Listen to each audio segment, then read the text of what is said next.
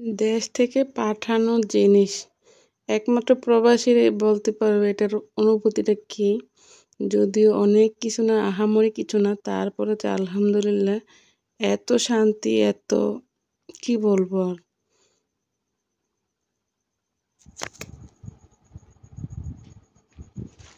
আসসালামু আলাইকুম, কেমন আছেন সবাই?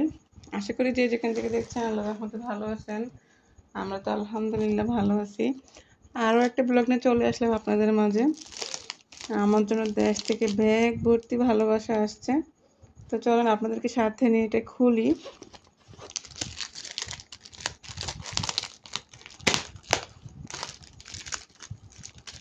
একদম ট্যাপ পেঁচিয়ে দেওয়া হয়েছে যেন ফেটে ফুটে না যায় এরকম আর কি।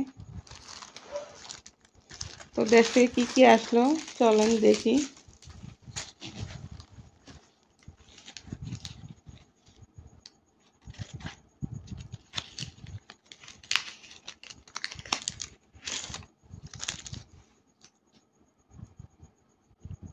তো বিসমিল্লাহ বলে আমি ব্যাগটা খুলি।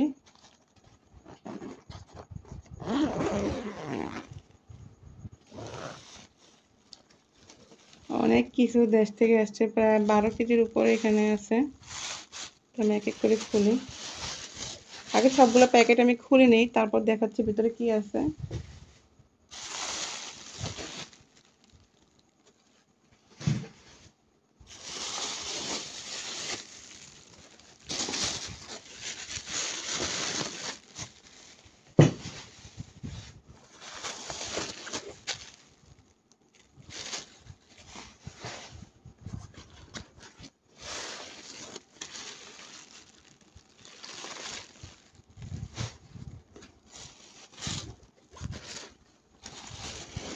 এখানে বক্সও আছে, এখানে লিক করছে একটু, তেলটা মনে হয় রান্না করা কিছু এখানে।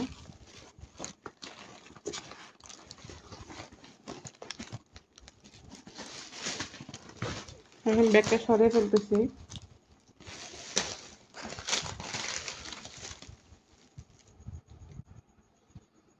প্রথমে আমি প্যাকেটটা খুলতেছি। এখানে আমি চালের গুঁড়া দিতে বলছিলাম, সিদ্ধ চালের গুঁড়া, কারণ বাবা পিঠা খাওয়ার জন্য সিদ্ধ চালের গুঁড়াটাই কিন্তু আসলে বেস্ট।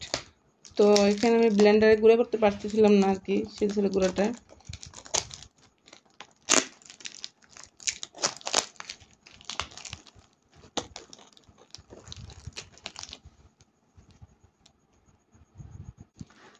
একেবারে কাগজের বক্সে প্যাক করাতে আমার কাছে মনে হয় যে প্যাকেটটা লিক করে নাই, সুবিধাই হয়েছে এভাবে দেওয়াতে।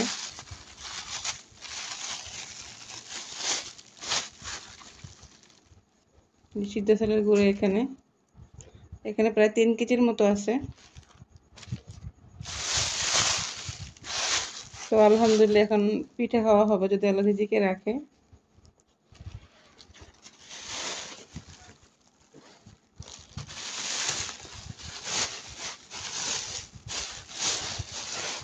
এখানে এটা কি, আমি অনেকে কি নাম বলে আমি জানি না।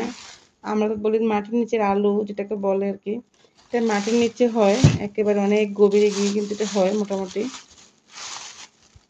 অবশ্যই অনেকে চিনতে পারেন, আমি আসলে অনেক বছর খাই না এটা। আর যেহেতু এটা সিজন এখন, তো এটা আমি আনিয়ে নিলাম, দেখি আল্লাহ যদি রিজিকে রাখে খাবো।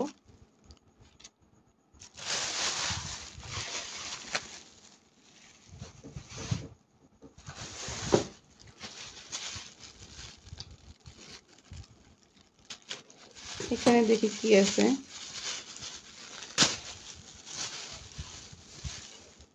দেশি ছড়া, এটা আমি বলছি দেওয়ার জন্য। এখানে ছড়া পাওয়া যায় মাঝে মাঝে, কিন্তু এটা ভালো করে না। এগুলো যে দেশি ছড়া অনেক মজা কিন্তু এটা খেতে। আসলে দেশের বাইরে গেলে দেশীয় খাবারের কদর বেড়ে যায় এরকম আর কি। অনেক মিস করি সব খাবারগুলা।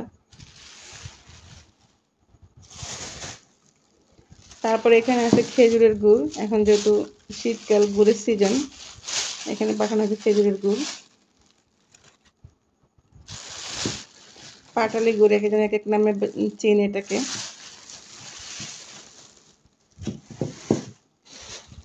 তারপরে এখানে আছে ছোট চিংড়ি, এখানে 2 কেজি চিংড়ি ছিল, কেটে কুটে একদম অল্প হয়ে আছে। তারপরে আলহামদুলিল্লাহ এই যে ছোট চিংড়ি, এগুলো একদম কেটে কুটে একটু একটু গরম মানে কি বলে জাল করে দেওয়া হয়েছে যেন নষ্ট না হয়।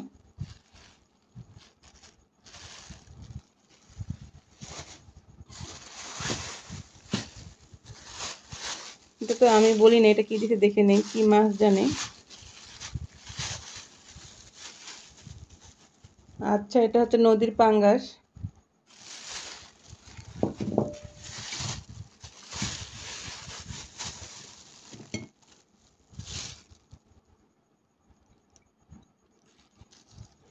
এটা হচ্ছে নদীর পাঙ্গাস।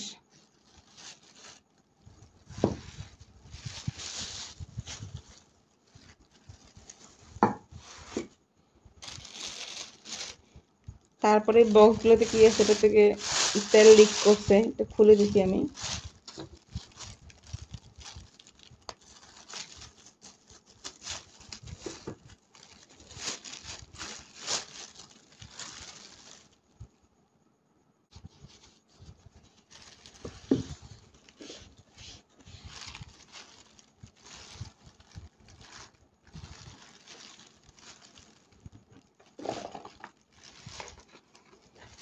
এটাতে মলা মাছ রান্না করে দিছে,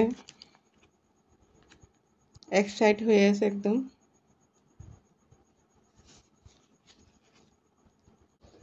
এগুলো কিন্তু প্রায় 24 ঘন্টার মতোই ছিল, মানে বাইরে বাইরে ফ্রিজের বাইরে যেটাকে বলে। তা আলহামদুলিল্লাহ সবগুলোই দেখি ভালো আছে, যেহেতু ঠান্ডা ঠান্ডা পড়তেছে তো, আর এগুলো তো রান্না করা খাবার, সেজন্য মনে হয় ভালো আছে। 24 ঘন্টার উপরে ছিল এগুলো বাইরে।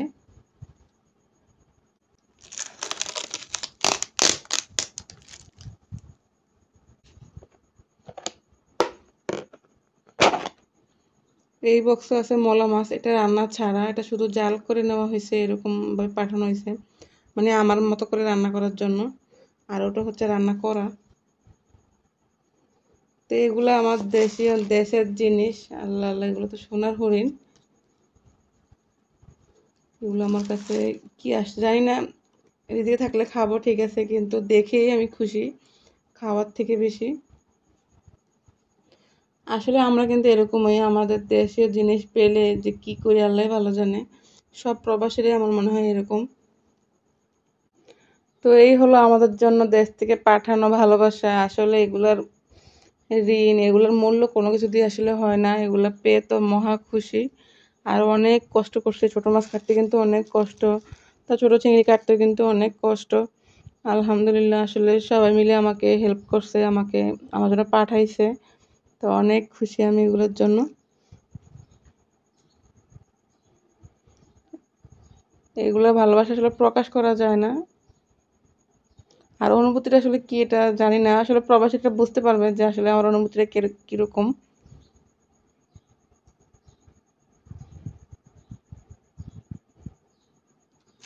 তো কেমন লাগলো আমার আজকের ভিডিওটা অবশ্যই কমেন্ট করে জানাবেন। আলহামদুলিল্লাহ আমাদের এখানে তেমন কেউ নাই, তারপরও আল্লাহ রহমতে মাঝে মাঝে অনেক কিছুই পাই, দেশ থেকে পাঠানো হয় আসে আমাদের জন্য।